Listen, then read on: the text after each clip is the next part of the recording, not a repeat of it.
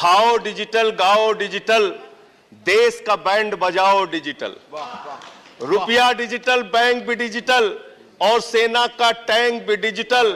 बच्चे पाएं डिजिटल शिक्षा और फिर मांगे डिजिटल भिक्षा।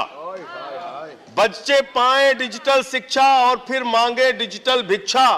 डिजिटल डॉक्टर, डिजिटल गोली, डिजिटल ईद और डिजिटल होली, डिजिटल सड़क पर डिजिटल कार, डिजिटल संसद और सरकार, डिजिटल खेत में करो किसानी, डिजिटल खाद और डिजिटल पानी, डिजिटल दूध और डिजिटल गाय, डिजिटल चीनी, डिजिटल चाय, भर के खाओ डिजिटल रोटी और फिर कर दो डिजिटल पोटी। ये इस बजट के बारे में एक कवि की प्रतिक्रिया है मान्यवर। और जो इस सरकार के दावे हैं उस पर थोड़ी बात कर लेते हैं मान्यवर। इन्होंने कहा है कि 60 लाख नौकरियां देंगे।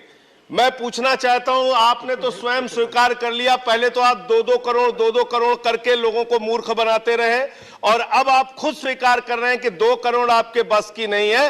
अब आप 60 लाख नौकरियां देने की बात कह रहे हैं। और आप नौकरियां कैसे दे रहे हैं नौजवानों को मान्यवर?